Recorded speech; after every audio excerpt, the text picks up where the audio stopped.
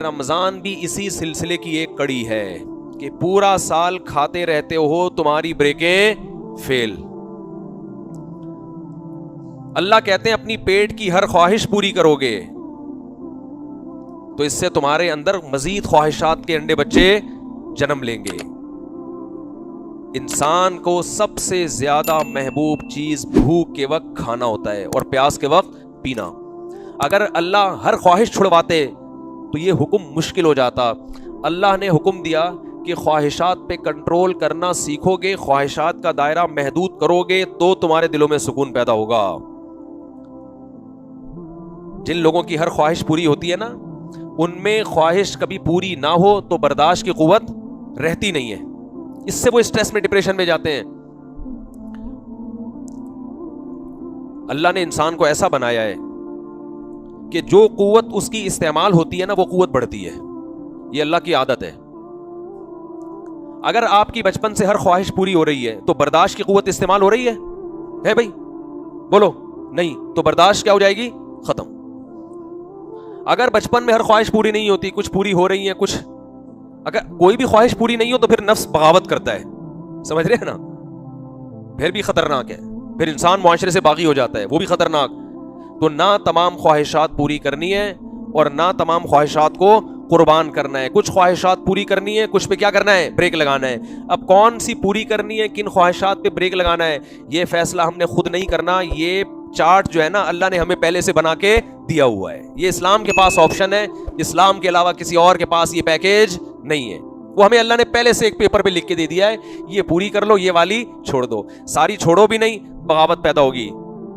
یہ نعمتوں سے فائدہ نہیں اٹھا، خودکشیوں کی طرف جاؤ گے. اور ساری پوری بھی نہیں کرنی، اس سے تمہیں خوشیاں نہیں ملیں گی. تمہارا نفس پھول کے کپا ہو جائے گا. اس میں اتنا کولیسٹرول پیدا ہوگا کہ یہ ڈپریشن سے مر جائے گا. یہ تو اس لیے اللہ نے حکم دیا میں تمہیں ایک پیکج دے رہا ہوں، یہ والی پوری کر لو، یہ والی چھوڑ دو. تو بیلنس رہتا ہے انسان.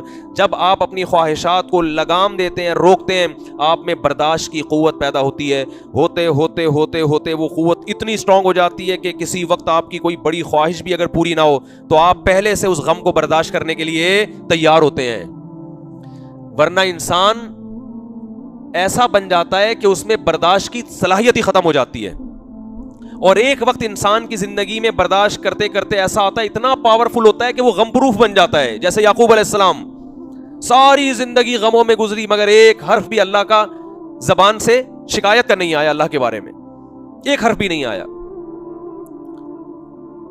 تو ہمیں اپنی خواہشات پہ کنٹرول کرنا ہے. اس لیے نبی صلی اللہ علیہ وسلم نے اپنی خواہشات پہ کنٹرولنگ کا جو سب سے بہتر طریقہ بتایا وہ روزہ بتایا ہے. الصوم جنہ، فرمائے روزہ ڈھال ہے، روکتا ہے آپ کو. میں لوگوں سے کہتا ہوں جن سے گناہ نہیں چھوٹ رہے، روزے رکھنے کا اپنے آپ کو عادی بناؤ، دیکھو کیسے گناہ نہیں چھوٹیں گے. ہر وقت کھاتا ہے، ہر وقت زبان کی لذت ہے. دیکھو نا، صبح ناشتہ کر کے نکلیں گے آفس میں جا کے، پھر چائے، پھر 2 بسکٹ، پھر 1 گھنٹے بعد ان کو کچھ چاہیے. کوئی نسوار ڈال رہا ہے، کوئی پان رکھ رہا ہے، کوئی سونف کھا رہا ہے. ابے تمیز سے بیٹھ جاؤ تھوڑی دیر یار. پھر لنچ کے بعد بھی کولڈ ڈرنک اور چائے. پھر اس کے بعد پھر شام کو کچھ چاہیے، ان کو سموسے بھی چاہیے اس کے ساتھ. پھر بہت دیر سے کچھ کھایا نہیں، 1 بسکٹ ہو جائے ہے بھائی. یہ سونف رکھی ہوئی ہوتی ہے، وہ تھوڑا سا زبان کا ٹیسٹ چینج. پھر رات کو کھانا، پھر سونے سے پہلے ڈاکٹر حکیم نے کچھ بتایا ہے یہ کھا کے سو. یہ تو شکر ہے رات کو آنکھ نہیں کھلتی، ورنہ پھر اٹھ کے کچھ کھائیں گے. تو جو خواہشات کا اتنا غلام بن چکا ہو، جس کا وقت سے 4-5 گھنٹے صبر نہ ہوتا ہو، وہ شریعت پہ کیسے چلے گا؟ وہ حقوق اپنے اور اللہ کے اور مخلوق کے حقوق ادا کرنے کے لیے یہ ضروری ہے کہ آپ اپنی خواہشات کو کنٹرول کرنا، بلکہ اپنے حقوق ادا کرنے کے لیے بھی ضروری ہے. اپنے حقوق کیا ہے؟ اپنی صحت بنانا. اس میں بھی جب تک آپ کی کنٹرولنگ پاور نہیں ہوگی مضبوط، اس وقت تک آپ اپنی صحت کو بھی مینٹین نہیں رکھ سکتے. ہمارے ایک دوست ایک ورکشاپ کرواتے تھے، بڑی اچھی مثال انہوں نے دی. ایک صاحب کی انہوں نے اس پہ LED پہ تصویر دکھائی، اتنے موٹے نا کپا. ان کو کسی کمپنی میں جاب لگ گئی، بڑی اچھی مینجمنٹ کی. بڑے خوش آ کے اپنے ابا کو بتایا کہ ابا میں اتنے لوگوں کو اب سنبھالوں گا نا. سعودی عرب میں تھے وہ، میں بڑی اچھی جاب لگی اور اتنے لوگوں کو میں سنبھالوں گا. اس کے ابا نے بولا تو اپنے منہ کو تو سنبھال نہیں سکتا، اتنے لوگوں کو کہاں سے سنبھالے؟ یہ منہ دیکھ تیرا کہاں جا رہا ہے. بالکل صحیح کہا کہ بھائی تو اپنے منہ کو نہیں سنبھال سکتا، اپنی توند کو نہیں سنبھال سکتا، تو ہزاروں لوگوں کو کہاں سے سنبھالے گا؟ وہ دل پہ لے گئے. بعض دفعہ ابا کی نصیحت بیٹوں پہ اثر کر جاتی ہے, ورنہ عام طور پر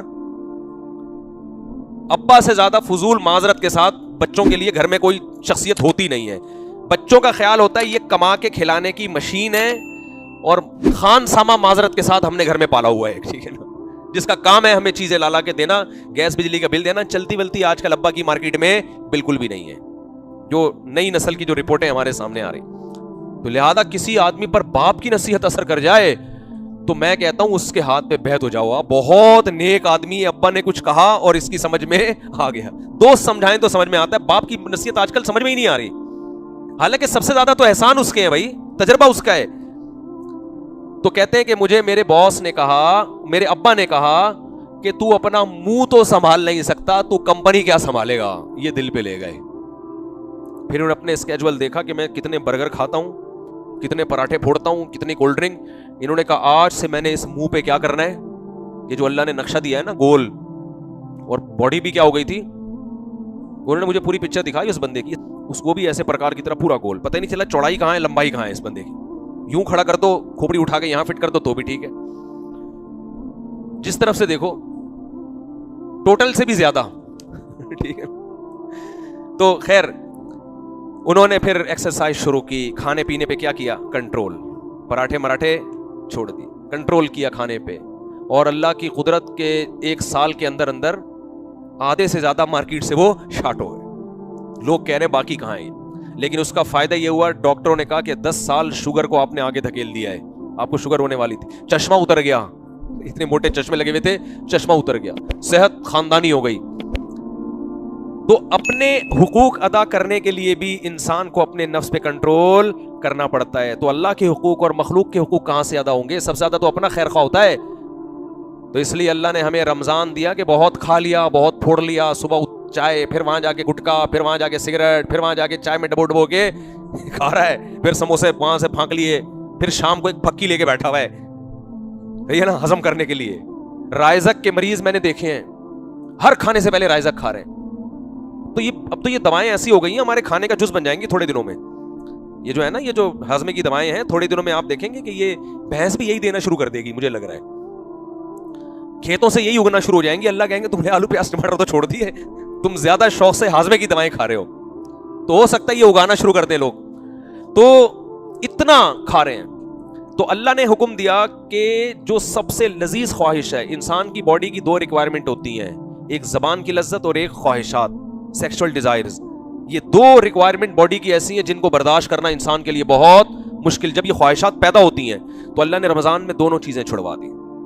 نہ روزے کی حالت میں زوجہ سے ہم بستری کر سکتے ہو, اور نہ روزے کی حالت میں پانی پی سکتے ہو, نہ کھا سکتے ہو, نہ گٹکا, نہ سگریٹ, نہ پان. اور یہ 2-4 دن کی بات نہیں ہے, پورا مہینہ تم نے اس اسکیجول میں گزارنا ہے. تو اس کا بڑا مقصد کیا ہے؟ اپنی خواہشات کو کنٹرول کرنا سیکھو. لیکن ہم اتنے ڈھیٹ ہیں, ہم کہتے ہیں اللہ تو نے سحری سے لے کے افطاری تک چھڑوا دیا, افطاری کا ٹائم آنے دے, بس تو آنے دے خالی, ایسے آستی نے چڑھا, آنے دے خالی.